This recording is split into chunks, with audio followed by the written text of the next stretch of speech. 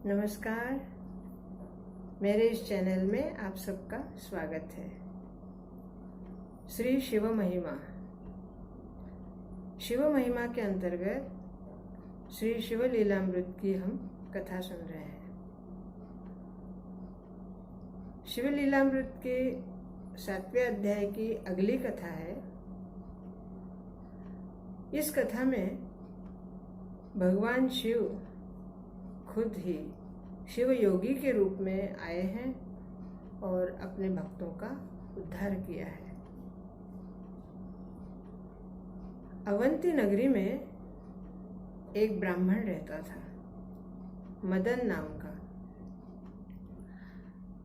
कहने को ब्राह्मण, लेकिन कर्म से कामी।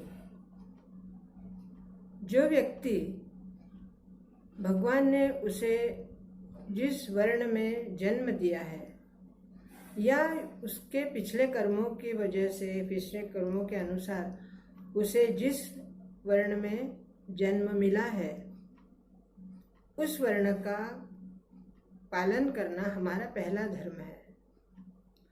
और ये मदन नाम का जो ब्राह्मण था, इसने अपना ब्राह्मणत्व छोड़कर और गलत संग में अपना जीवन बिताया। अवंती नगरी में ही एक पिंगला नाम की वेश्या रहती थी। ये मदन उस पिंगला के साथ रमण करने लगा। अपना ब्राह्मणत्व छोड़कर मद्य मांस का सेवन करते हुए ये अपने जीवन को कामरूप करते रहा। कुछ समय पश्चात इसने अपनी धर्मपत्नी को भी छोड़ा, अपने माता पिता को भी छोड़ा और पिंगला के साथ ही ये रहने लगा। पिंगला और मदन ये दोनों साथ साथ रहते थे, लेकिन इनके पिछले कर्मों में कुछ पुण्य कर्म का शेष भाग था, जिसकी वजह से इनके जीवन में परिवर्तन हो गया। ये दोनों पिछले जन्मों में कुछ ऐसे पुण्य कर्म किए थे कि जिसकी वजह से इन्हें साक्षात शिव के दर्शन हुए। भगवान शिव अपने भक्तों का उद्धार करने के लिए शिव योगी के रूप में धरती पर उतर आए और पृथ्वी पर विचरण करने लगे। जहाँ जहाँ जाते अपने भक्तों का उद्धार करते और विचरण कर रहे थे। उसी समय भगवान शिव अवंती नगरी आए और अचानक पिंगला के घर आके खड़े हो गए। पिंगला और मदन ने जब देखा शिव योगी को, उनके पुण्य कर्मों की वजह से दोनों ने पहचान लिया, ये भगवान साक्षात शिव ने ही हमारे लिए अवतार लिया है। दोनों ने दौड़कर आए, शिव योगी के चरण पकड़ लिए, उन्हें साष्टांग प्रणाम किया और उन्हें सुपाच्य स्वादिष्ट भोजन करवाया। विश्राम के लिए उनके लिए व्यवस्था की और दोनों भगवान के चरण दबाने लगे। रात काफी हो गई और उसके बाद सुबह होने के पहले ही भगवान शिव वहां से अंतर्धान हो गए। मदन और पिंगला ने कहा कि भगवान ने हमें दर्शन दिए, साक्षात प्रभु के हमें दर्शन हुए। कुछ समय पश्चात वो दोनों मृत्यु को प्राप्त हुए। लेकिन जिस तरह से पिछले जन्मों की वजह से उन्हें इस जन्म में भगवान शिव के दर्शन हुए, अब शिव के दर्शन होने के बाद उनका मोक्ष हो जाना चाहिए था, लेकिन ऐसा नहीं हुआ, क्योंकि इस जन्म में उन्होंने, वो ब्राह्मण होने के बाद भी उसने ब्राह्मणत्व का कार्य नहीं किया और पिंगला जो कि एक वेश्या थी, उसने भी ऐसा कार्य नहीं किया जिसकी वजह से उसे मोक्ष मिले। तो ये दोनों ही भगवान शिव के दर्शन होने के बाद भी इन्हें एक जन्म और लेना पड़ा। अगले जन्म में जो मदन था वो दाशार्य राजा की पत्नी सुमति के गर्भ से आया, और ये पिंगला सीमंतिनी के गर्भ से कीर्तिमालिनी के रूप में आई। इस कथा में सुमति के पुत्र की कथा को आगे बढ़ाएंगे और कीर्तिमालिनी की कथा को हम फिलहाल यहीं रोकते हैं।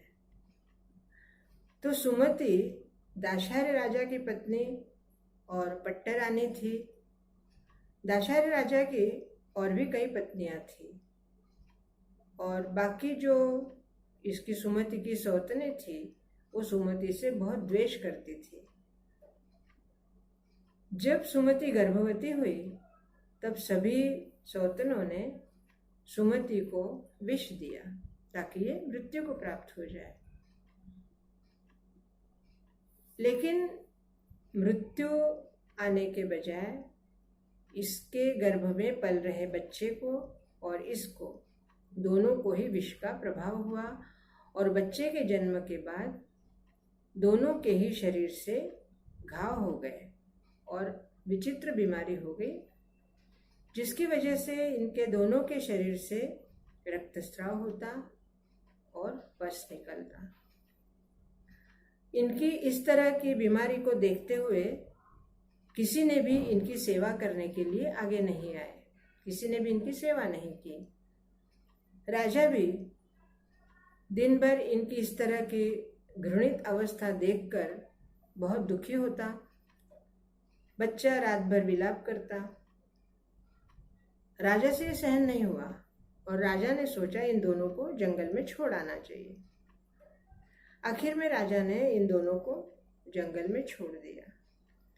अब इतनी बड़ी पट्टरानी लेकिन अपने बच्चे के साथ जंगल में भटक रही है, ना वो चल पा रही है, ना वो बच्चे को संभाल पा रही है, और भटकते गिरते पड़ते वो आगे बढ़ रही है।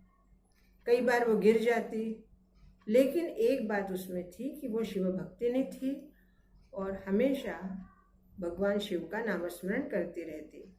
इतनी बीमारी के बावजूद भी उसके मन से भगवान का नाम नहीं छूटा। जंगल में गिरती रहती लेकिन भगवान का नाम लेती रहती, और उस नाम की वजह से ही भगवान शिव ने वहाँ के जंगल के प्राणियों में एक विशेष चेतना भर दी और जंगल के प्राणी इन दोनों की रक्षा करने लगे। गाय अपने पूंछ से इनको सहलाती, बच्चे के लिए दूध पिलाती, और पशु पक्षी भी अपने पंखों से हवा करते। कुछ पक्षी फलों का रस लाकर बच्चे के मुंह में डालते, और कुछ पशु फल लाकर सुमति को देते। ऐसे करते करते ये कभी गिरती, कभी पड़ती, बच्चे को उठाती, आगे बढ़ती। दिन निकल रहे थे। उसी रास्ते से एक बैलों का व्यापारी गुजर रहा था। उसने देखा कि एक स्त्री जो कि शरीर से अत्यंत घृणित अवस्था में है बीमारी की वजह से, और बच्चा भी वैसा ही है, उसे बहुत इन दोनों के ऊपर दया आई। उसने इन दोनों को वैश्य नगरी में लेके आया। ये दोनों को वैश्य नगरी में एक पद्माकर नामक व्यक्ति रहता था, जो अत्यंत दयालु और सबकी मदद करने वाला था, ज्ञानी था। इस वैश्य ने पद्माकर से इन दोनों की बात कही, और पद्माकर ने सुमति से सारी बातें पूछी कि तुम कौन हो, कहाँ से आई हो, और तुम्हारा नाम क्या है, वगैरह वगैरह सारी पूछताछ की। तब पद्माकर ने सुमति ने सारी बातें कही, और पद्माकर ने कहा कि हे पुत्री, मैं तुम्हें अपनी धर्मकन्या बनाता हूँ। और पद्माकर के घर के साथ ही दूसरे घर में सुमति और उसके बच्चे को उसने रख दिया। वहां रहने को जगह दी। उसने कहा कि मैं वैद्यों से तुम्हारा उपचार करवाऊंगा, चिंता मत करो। कई वैद्यों को दिखाया, दवाइयां दी, लेकिन उसका इलाज नहीं हो पा रहा था। सुमति का नामस्मरण जारी था, बच्चे का विलाप जारी था। एक दिन सुमति ने कहा, हे पिताश्री, मेरी ये जो बीमारी है ये इस तरह नहीं जाएगी। भगवान शिव जो कि स्वयं वैद्यनाथ हैं, वही अगर उपचार करे तो ही मैं ठीक हो सकती हूँ और वही मेरा उपचार करेंगे। पद्माकर ने कहा कि पुत्री, तुम सही कह रही हो सकता है तुम्हारी तपस्या पूरी हो जाए, भगवान शिव तुम्हें आशीर्वादित करे। लेकिन नियति के दिल में कुछ और था, इसके कर्मों का फल कुछ और था। और एक दिन सुमति का पुत्र मृत्यु को प्राप्त हो गया। सुमति बहुत विलाप करने लगी, रोने लगी कि मेरा एक ही पुत्र था, वो भी बीमार अवस्था में, और उसको भगवान ने ठीक भी नहीं किया और उसकी मृत्यु हो गई। उसी समय भगवान शिव उसकी पुकार सुनकर आए, एक शिव योगी के रूप में, और उन्होंने सुमति को निरूपण सुनाया। निरूपण में उन्होंने वो ज्ञान दिया जो एक साधारण मनुष्य को ज्ञान नहीं होता है। हमारा जन्म क्यों होता है, हमारे पिछले जन्म में ये सब हमारे कौन थे, कोई नहीं था, इस जन्म में कौन है, अगले जन्म में कौन रहेंगे, और इस हाड़ मास के पुतले को तुम क्यों इतना चाहती हो, क्यों इस बच्चे के लिए रोती हो। इस तरह से उसको निरूपण किया और ज्ञान दिया। पद्माकर और सुमति ने जब वो निरूपण सुना तो सुमति ने कहा, उनके चरण पकड़ लिए और कहा, हे प्रभु, आप साक्षात शिव के अवतार हैं, आप इतना निरूपण बता रहे हैं, मुझे ज्ञान हो रहा है, तो आप मेरी पीड़ा क्यों नहीं दूर करते। और भगवान ने महामृत्युंजय मंत्र से अभिमंत्रित करके भस्म सुमति को दिया। सुमति ने वो भस्म लिया और उसके बाद उसकी सारी पीड़ा दूर हो गई, उसका शरीर स्वस्थ हो गया, सारे जख्म जो कि उसके शरीर में रक्त और पस बह रहे थे वो सब ठीक हो गए, सुंदर शरीर प्राप्त हुआ। उसके बाद उसी भस्म को महामृत्युंजय से अभिमंत्रित करके उन शिव योगी ने उस पुत्र को लगाया। पुत्र भी जीवित हो गया और उसका भी रोग ठीक हो गया।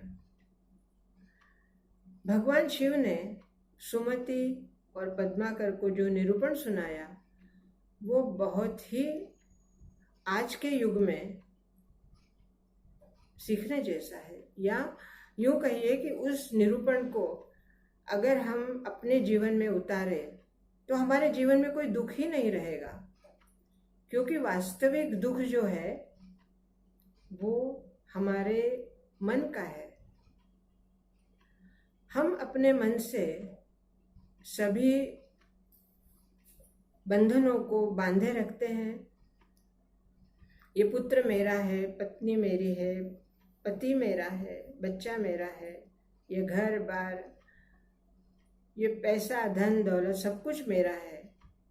इस मेरा और मैं के चक्कर में हम वो भूल जाते हैं कि भगवान ने हमें किस कार्यवश जन्म दिया है।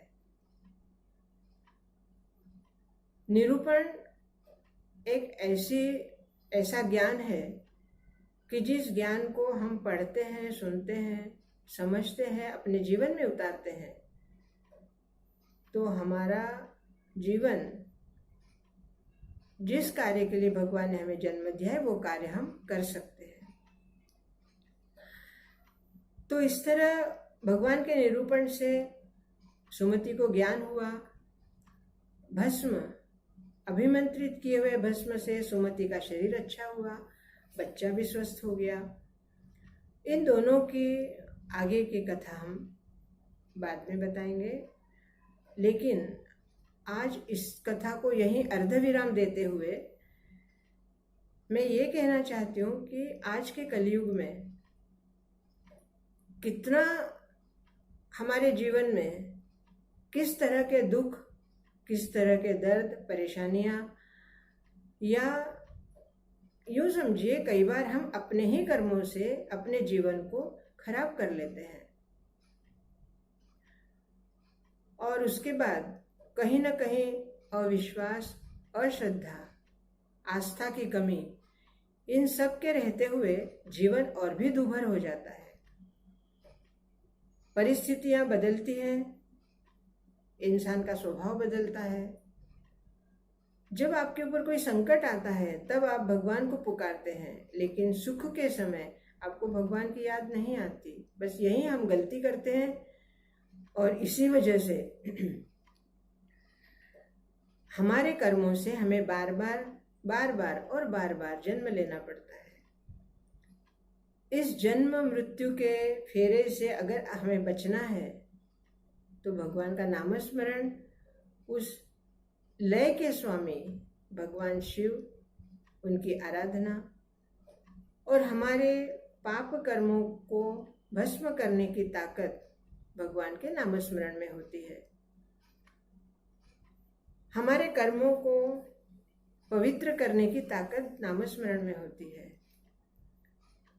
शिव कथा में यही आगे आते रहती बातें आगे आएंगी कि किस तरह से नामस्मरण से या हमारे भगवान के पूजन से, अभिषेक से, या कथा सुनने से, कथा कहने से, कथा पढ़ने से, भगवान के धाम में जाने से, या जो जीवित प्राणी हैं, जो असहाय है, उनकी मदद करने से, इन सब बातों से हमारे जीवन में क्या प्रभाव पड़ता है और किस तरह हम अपने जीवन को और भी अच्छा बना सकते हैं। दोस्तों, शिव पुराण या कोई भी पुराण की हम अगर कथा पढ़ते हैं तो सबसे बड़ी बात यही हमें सीखने को मिलती है कि हमारे पास जो है उसमें हम संतुष्ट रहें, जो नहीं है उसके लिए विलाप ना करें, और जो है उसको हम आगे बढ़ाएं, औरों को भी उसका लाभ दें और स्वयं भी उसका लाभ लें। मेरे इस चैनल को आप सब्सक्राइब कीजिए, लाइक कीजिए, शेयर कीजिए, ताकि और लोग भी इसका लाभ उठा सके, और बेल बजाइए, कमेंट्स करना ना भूलें। बहुत बहुत धन्यवाद। ओम नमः शिवाय।